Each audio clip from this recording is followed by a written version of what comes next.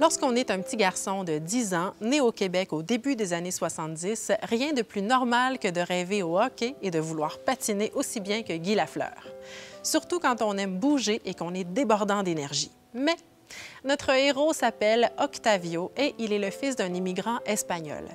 Sa mère est retournée en Espagne prendre soin du grand-père malade. Octavio reste donc avec son papa, un écrivain qui préfère vivre la tête dans ses livres ou devant sa machine à écrire plutôt que de jouer avec son petit garçon.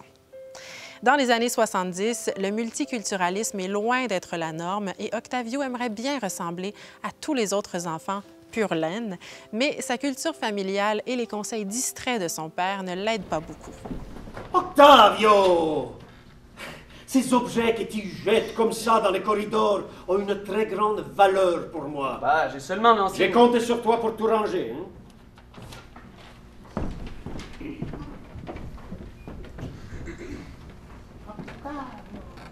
Ces objets que tu jettes comme ça dans le corridor... J'ai compté sur toi pour tout ranger. Hein? OK, papa. OK! Mais je voulais pas déménager, moi! Ça m'a pris tellement de temps à m'adapter à la maternelle de l'autre école que j'étais rendu en 5e année quand j'ai commencé à avoir des amis de la maternelle. 3 ans à avoir rien d'autre que des ennemis mortels dans ma classe du genre Paul André. Juste au moment où ça commençait à débloquer, on déménage!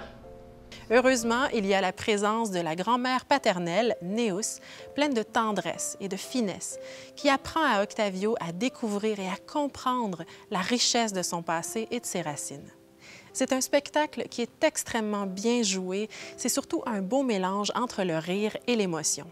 Les élèves vont se reconnaître dans les préoccupations et les rêves d'Octavio à l'aube de l'adolescence. Plusieurs moments sont également très cocasses, entre autres les scènes qui se déroulent à l'école. On va tous chanter.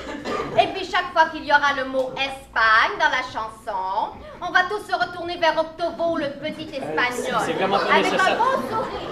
C'est pas nécessaire la chanson de... On y va. Oh, pays d'Espagne, olé! Oh, pays d'Espagne, olé! Oui! Il y a des soleils comme ça, il y a des soleils comme ça.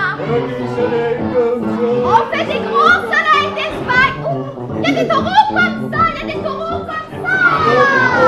On vive les corps des taureaux avec nos mains. Certains vont également reconnaître le lien privilégié qui se tisse entre les grands-parents et leurs petits-enfants. En même temps, c'est un spectacle qui peut servir de point de départ pour parler de différence, d'acceptation de soi, d'ouverture à l'autre, de la construction de notre identité, du bagage que peuvent nous transmettre nos parents ou nos grands-parents, de leur importance affective. Pour créer ce spectacle, l'auteur et metteur en scène Philippe Soldevilla s'est inspiré de sa propre enfance. Lui-même fils d'immigrants, il a eu envie de partager ce qu'il avait vécu avec les jeunes d'aujourd'hui. Sa plume est vraiment ludique, touchante, on s'attache au personnage et l'histoire est captivante. Le Conte de la neige, c'est un spectacle que je vous recommande chaleureusement.